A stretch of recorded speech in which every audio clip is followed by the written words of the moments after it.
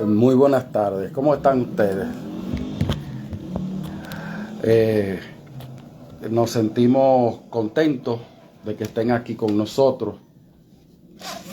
Y como ustedes pueden notar, hicimos una primera transmisión, pero que había un ruido afuera que nosotros no contábamos que se iba a colar, porque incluso Facebook me decía que el sonido estaba bajito, fue a quien le creo. Pero venimos ahora, ¿verdad? Como ustedes pueden ver, con un poco más de luminosidad. Estamos en mi oficina. Eso que ven atrás es una cortina que yo utilizo para mermar un poco la luz de fondo atrás. El tema del que vamos a platicar con ustedes, reminiscencia del carnaval en las poblaciones aborígenes del Caribe, atendiendo a dos conceptos: el concepto de lo carnavalesco, o aquello que tiene categoría de carnavalesco, y la carnavalización, vista como la intencionalidad de crear un rito que contengan los elementos semejantes y propios del carnaval. Es así que, aunque no tengan el nombre de carnaval, sí contienen elementos de lo carnavalesco. Como ustedes saben, el carnaval, la historialización europea que hemos tenido de las raíces, de los orígenes del carnaval, nos conducen hacia las primeras civilizaciones emparentadas con los europeos únicamente. Estamos hablando de las planicies del Tigris y el Éufrates. Estamos hablando de los sumerios. Estamos hablando de la ciudad más antigua de la que se tiene conocimiento, que es la de Jericó. Y como estos realizaban ritos a sus deidades alrededor del fuego, ya con elementos de mascaradas, porque, contrario a lo que se piensa, antes de los venecianos, que introdujeron las máscaras, ya, ¿verdad?, en el medioevo, existían indicios de máscaras en las sociedades de Asia. Vamos a tomar en cuenta el concepto de el devenir del tiempo de Nietzsche, sin profundizar en asuntos filosóficos, por respeto a las personas que nos siguen y que quieren entender de qué estamos hablando. Como el carnaval representa ese estado cíclico, ¿verdad? La representatividad en Foucault, ¿verdad? Esa representación, lo que se busca representar, y la autorrepresentación. Y también en Bastin, la manera en cómo se buscaba esa coionía, esa comunidad entre clase alta y clase baja. La clase baja tenía acceso a sentirse por un día que estaba al mismo nivel de la clase alta, y la clase alta podía disfrutar del carnaval a través de las máscaras o de los rituales, compartiendo con el pueblo. Como ustedes saben, ya los últimos descubrimientos, avances en materia de antropología y de arqueología dan cuenta de una gran cantidad de antepasados que tenemos provenientes del Asia Central y de Asia del Este, y que tuvieron contactos con nuestra isla, también de la Alta Europa a través del Estrecho de Bering. Se habla de migraciones por el Pacífico a través de toda la costa americana del Pacífico hasta llegar a Chile. Se habla de asentamientos, señores, de más de 30.000 años, muchísimo más, en las costas caribeñas, por ahí por Yucatán de México. Se habla de la Florida, se habla de las islas de las Antillas, y ya más reciente, en toda la zona de los arahuacos, por ahí, por el Caribe venezolano. O sea que tenemos unos antepasados comunes, pero no nos vamos a circunscribir al solo hecho de decir, nosotros teníamos elementos de lo carnavalesco y la carnavalización por el hecho de que procedemos de. No, eso sería muy volátil de mi parte, ¿verdad? Sería muy aéreo. Pero,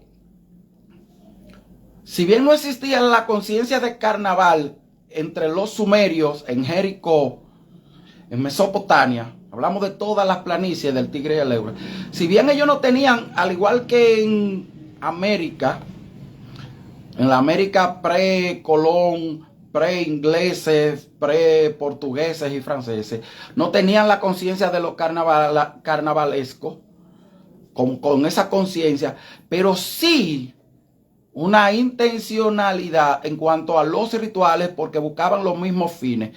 ¿Con qué propósito realizaban los rituales que los europeos consideran antecesores del carnaval? Bueno, en homenajear o rendir culto al dios de la cosecha. En todas las civilizaciones preasiáticas y preeuropeas. Y coinciden todos esos rituales en todas partes del mundo. Los primeros rituales, por ejemplo, en la isla de Bohío, que es la nuestra, Bohío, esos rituales eran dedicados a Yucaú, Bagua, Marocotí, dios de la yuca del mar y el cielo, dios de la yuca. Recuerden que ellos incluso enterraban trigonolitos en las tierras que eran sembradas. Rendía ese culto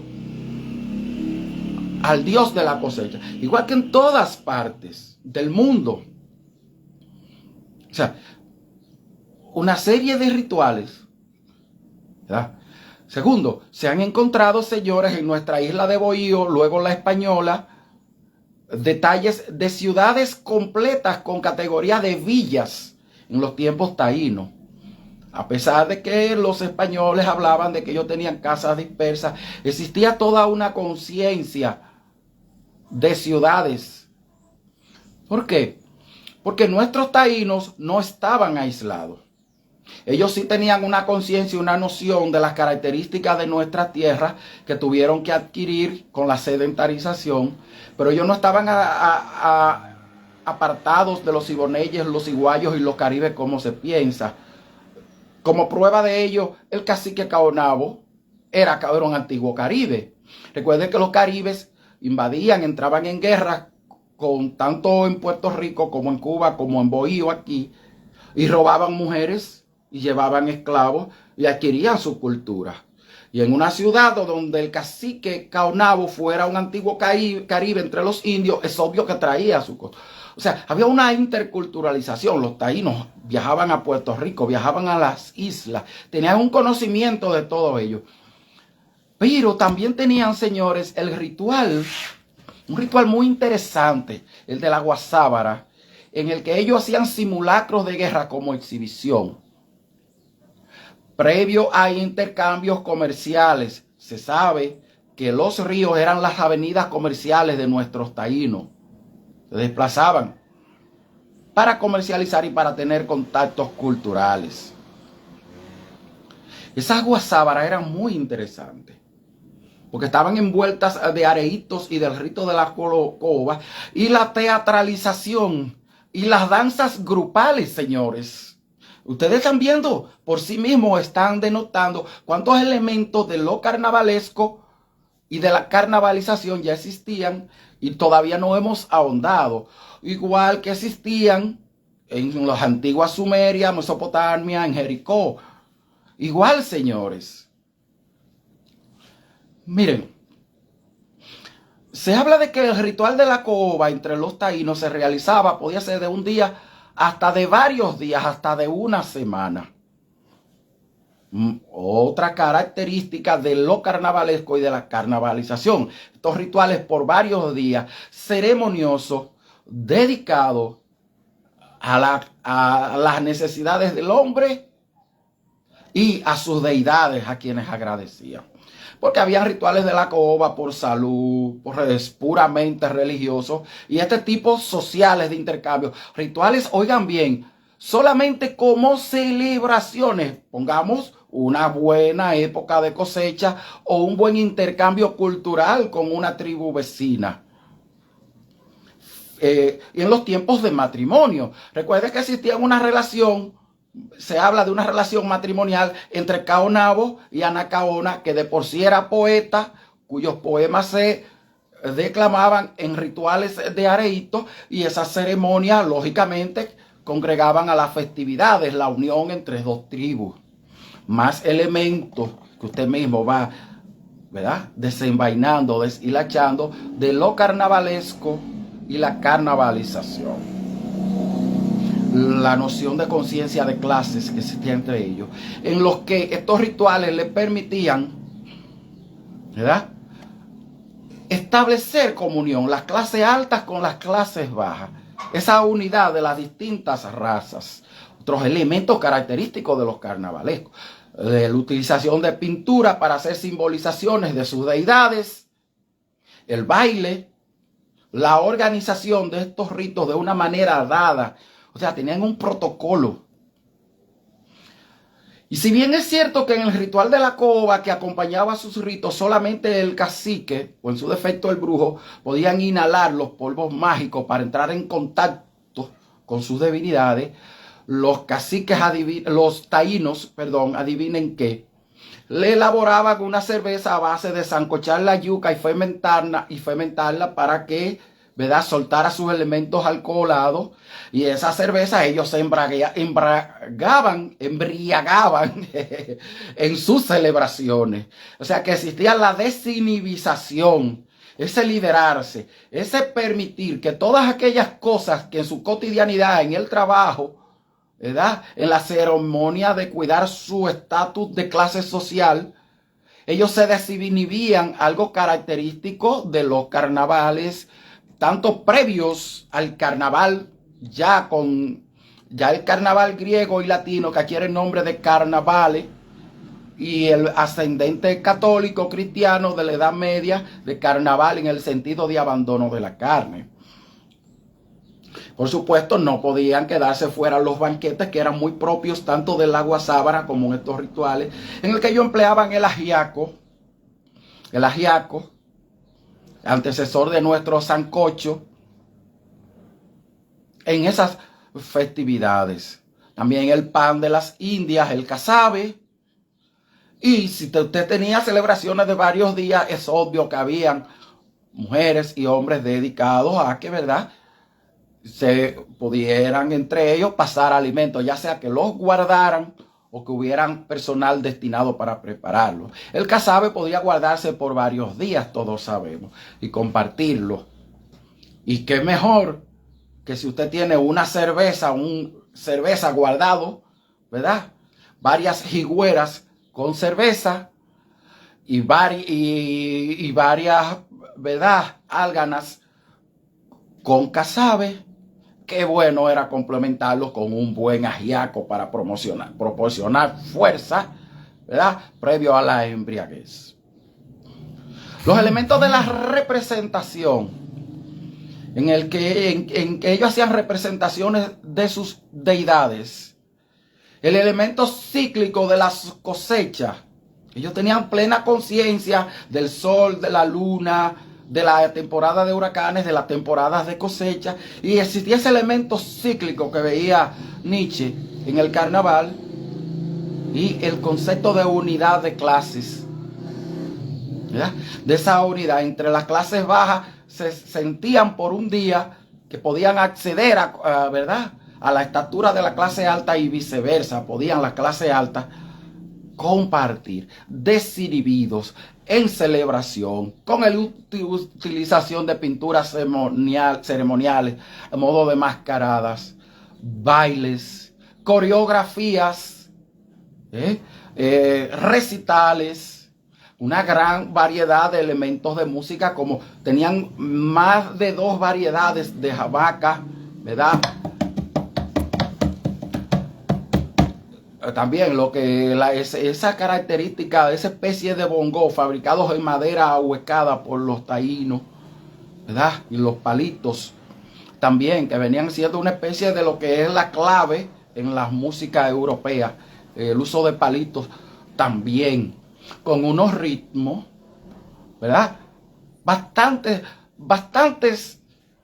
desarrollados para su tiempo, porque los taínos que solamente empleaban una maraca, imagínense usted varios individuos buscando el ritmo con una maraca y con sus instrumentos de percusión, se prestaba para una riqueza, ¿verdad?, en cuanto al sonido, que tenía mucho que ver con los rituales según se desarrollaban. Una era el tipo de música para un areíto previo a una guerra, otro era para un areíto buscando sanación y otra era para un areíto o un ritual de 7 días para una celebración o para un intercambio con otra tribu. Es decir, si le vamos a dar la categoría de antecesor al carnaval europeo a los cimerios, mesopotamios, a los ciudadanos de Jericó, por entronizar a través de los griegos y de los romanos con el carnaval moderno que se conoce hoy en día, bueno, nuestros taínos, independientemente de que hubo un intento de asesinato cultural y de erradicar toda esa cultura taína, incluso dar por muertos todos los taínos, en el hecho de que también en la conquista se trajeron elementos musicales y folclóricos como el carnaval a España, hubo una entronización. ¿Dónde estuvo la ruptura? Que en Europa los romanos y los griegos se sentían orgullosos de compartir, sobre todo los romanos, los rituales adquiridos de los griegos. Y aquí había un intento de separarlo, de tildar únicamente de pagano esos rituales taínos y de eliminar vestigios por considerarlos demoníacos. Fue la intencionalidad adrede de que no hubiera una fusión de cultura. Cosa que no se dio entre los taínos, porque se sabe de comunidades taínos en las que habían ya construidas iglesias cristianas, católicas. Comunidades apartadas, ¿verdad?, en las que ellos, con una mezcla ya entre taíno y católico, adquirieron en parte la cristiandad.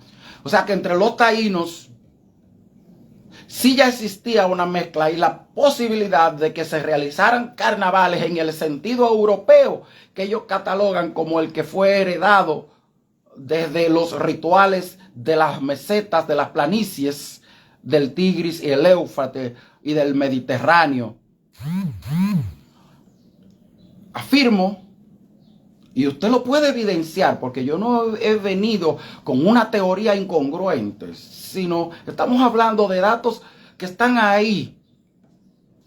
Que lo único que limita el poder decir que hubo una unidad entre lo carnavalesco y la carnavalización entre los taínos y el carnaval propiamente europeo era la intención de ruptura en cuanto a cultura que existía en lo europeo. Pero afortunadamente, hoy en día nosotros podemos realizar esa fusión. Entronizar cada día más los elementos taínos al carnaval contemporáneo y que se dé la añorada mezcolanza, tanto con comparsas, con instrumentos musicales, con las máscaras propias. Porque recuerden que si bien es cierto que la Iglesia Católica buscó entronizar el carnaval en su sentido mundano, unirlo a los rituales emparentados con la Cuaresma y la época previa a la Semana Santa, si bien también ha existido el elemento laico en el carnaval, voceado de la cristiandad, y que permite, que da amplitud para esas mezclas culturales, que no es más que una mezcla antropológica, una mezcla sociocultural, que ya no tiene un viso religioso, que ya no se trata de adorar a ninguna deidad como en los principios. Tenemos la oportunidad de reconectar nuestro carnaval moderno con lo carnavalesco y la carnavalización en los rituales taínos, que poseen todos los elementos que poseían los antiguos sumerios y nuestros antepasados que migraron desde Asia Central y de Asia del Este hasta nuestro continente americano por todas las latitudes, como ya prueban los últimos hallazgos antropológicos y arqueológicos. Muchísimas gracias. Esperamos que este humilde análisis sea recibido con beneplácito y que dé cabida a comentarios, a otros aportes que ustedes tengan para nosotros. Si pueden darle like, compartir y hacer un comentario al respecto, de manera que todos formemos parte de retrotraer lo carnavalesco y la carnavalización en los elementos aborígenes del Caribe y emparentarlo con el carnaval como lo conocemos hoy día, que usted puede ver, no existe nada que lo impida. Dios le bendiga, dominicanos.